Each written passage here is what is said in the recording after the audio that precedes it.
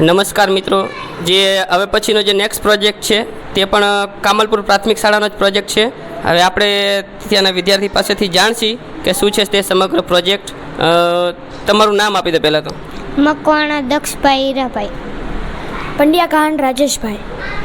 તમારો આ પ્રોજેક્ટ છે જે ખૂણાઓના પ્રકાર, આના વિશે થોડીક માહિતી આપો. નમસ્તે, હું પંડ્યા કાન રાજેશભાઈ, શ્રી કામલપુર પ્રાથમિક શાળા ધોરણ 7 વિભાગ 4 ગાણિતિક મોડેલો અને ગણનાત્મક ચિંતન. કૃતિનું નામ ખૂણાઓના પ્રકાર. કૃતિ તૈયાર કરવા માટેનો મુખ્ય હેતુ બાળકો રમતગમત સાથે ખૂણાઓના પ્રકાર વિશે સમજી શકે.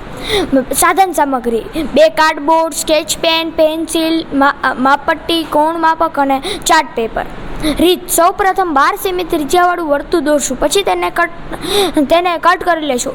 બીજી ચાર્ટ શીટ લેશું અને 10 સેમી ત્રિજ્યાવાળું વર્તુળ દોરશું અને તેને કટ કરી લેશું. મોટા વર્તુળ ઉપર આપણે ખૂણાઓ દર્શાવશું અને બંને વર્તુળને એવી રીતે સેટ કરશું કે જુદા જુદા ખૂણાઓ દર્શાવી શકાય. તમે જે આ બોલ્યા એ તમે આમાં પ્રેક્ટિકલ કરીને સમજાવી શકો? પ્રેક્ટિકલ કરીને સમજાવો. લઘુકોણ: જે ખૂણાનું માપ 90 અંશ કરતાં નાનું હોય તેવા ખૂણાને લઘુકોણ કહે છે. કાટકોણ: જે ખૂણાનું માપ 90 અંશ હોય તેવા ખૂણાને લઘુકોણ કહે છે, એટલે કાટકોણ કહે છે. ગુરુકોણ: જે ખૂણાનું માપ 90 અંશ કરતાં વધુ અને 180 અંશ કરતાં ઓછું હોય તેવા ખૂણાને ગુરુકોણ કહે છે. સરળ કોણ: જે ખૂણાનું માપ 180 અંશ હોય તેવા ખૂણાને સહકોણ કહે છે. પ્રતિબિંબ કોણ: જે ખૂણાનું માપ 180 થી વધુ અને 360 થી ઓછું હોય તેને પ્રતિબિંબ કોણ કહે છે.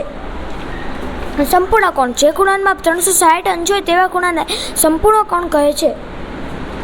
તો જો દર્શક મિત્રો, આ બધા ખૂણાઓના પ્રકાર હતા. મને આજ ખબર પડી કે આટલા બધા ખૂણા આવે છે.